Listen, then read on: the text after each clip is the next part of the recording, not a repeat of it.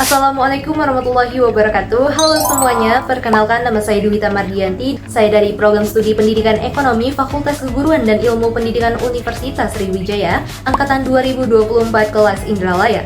Jadi tujuan saya membuat video ini adalah untuk memenuhi tugas ujian tengah semester mata kuliah Pengembangan Strategi Pembelajaran Ekonomi dengan dosen pengampu Ibu Dr. Randa Dewi Koryati MPD dan Ibu Dewi Pratita SPD MPD. Jadi pada video kali ini saya akan menjelaskan salah satu model pembelajaran yang dapat digunakan dalam pembelajaran ekonomi, yakni model pembelajaran kooperatif atau cooperative learning. Model pembelajaran kooperatif atau cooperative learning adalah model pembelajaran berbasis kerja kelompok kecil yang bertujuan mencapai tujuan belajar bersama melalui interaksi komunikatif dan kolaboratif antar siswa.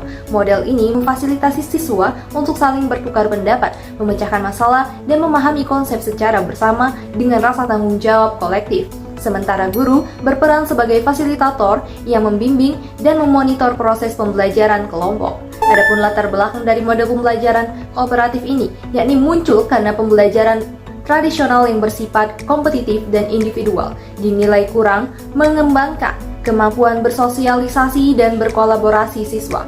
Model ini menyatakan bahwa pengetahuan dibangun melalui interaksi dan diskusi dengan orang lain, bukan hanya dipelajari secara individual. Model pembelajaran kooperatif dirancang agar siswa saling membantu dan bergantung positif dalam kelompok untuk mencapai tujuan bersama. Menurut Joyce and Will, model ini termasuk dalam rumpun interaksi sosial, yaitu pembelajaran yang mengutamakan kolaborasi dan dialog antar siswa untuk membangun pemahaman bersama. Adapun langkah-langkah penerapan model pembelajaran kooperatif atau cooperative learning. Yang pertama itu orientasi tujuan dan motivasi. Guru mengawali pembelajaran dengan mengkomunikasikan secara jelas tujuan yang harus dicapai siswa. Selain itu, guru membangkitkan minat dan semangat belajar siswa dengan menjelaskan relevansi materi atau memberikan gambaran menarik tentang topik yang akan dibahas. Lalu yang kedua, itu ada penyajian materi awal. Guru memberikan informasi dasar atau fondasi materi baik lewat ceramah, video, ataupun bahan bacaan sebelum diskusi. Lalu yang ketiga itu pengorganisasian kelompok. Guru membagi siswa ke dalam kelompok-kelompok belajar yang heterogen atau beragam kemampuan.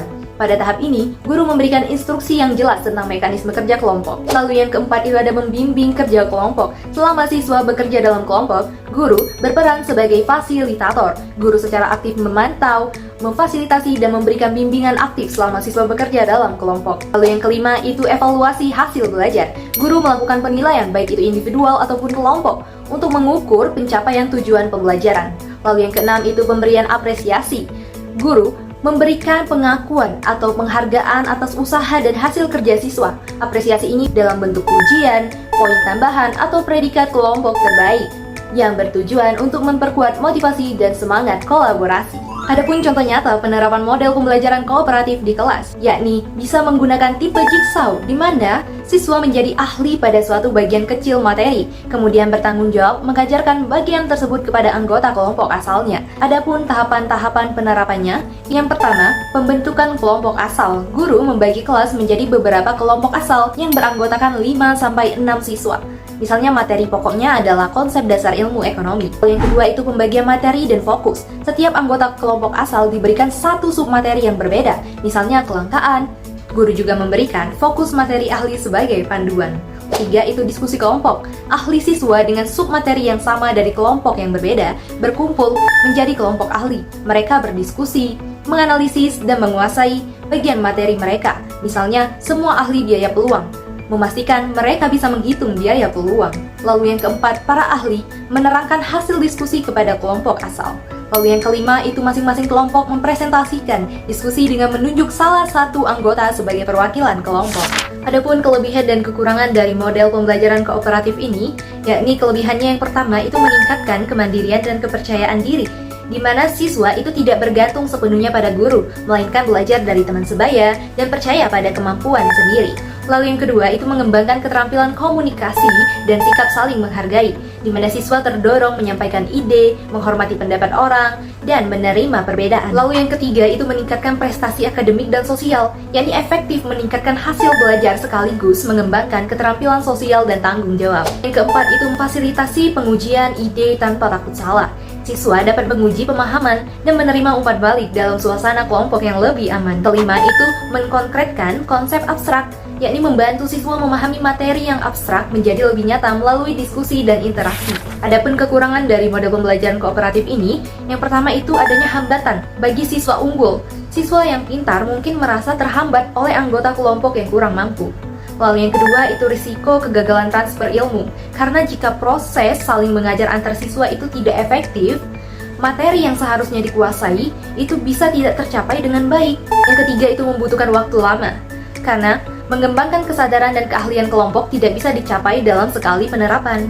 Yang keempat, masalah penilaian individu, yakni sulit mengukur prestasi masing-masing siswa karena penilaian cenderung berbasis kelompok. Jadi dapat disimpulkan bahwasannya pembelajaran kooperatif adalah model pembelajaran berbasis kerja kelompok kecil untuk mencapai tujuan bersama melalui kolaborasi.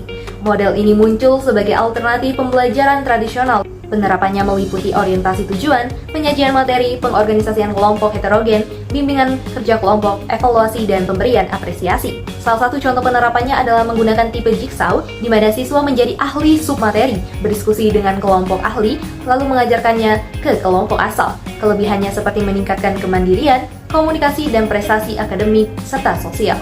Adapun kelemahannya antara lain siswa unggul merasa terhambat, resiko transfer ilmu tidak efektif, dan membutuhkan waktu lama.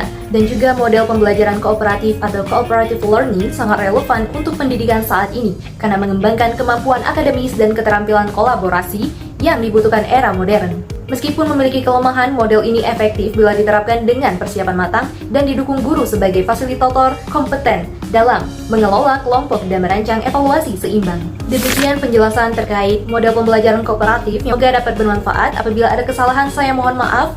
Saya ucapkan terima kasih. Saya akhiri. Wassalamualaikum warahmatullahi wabarakatuh.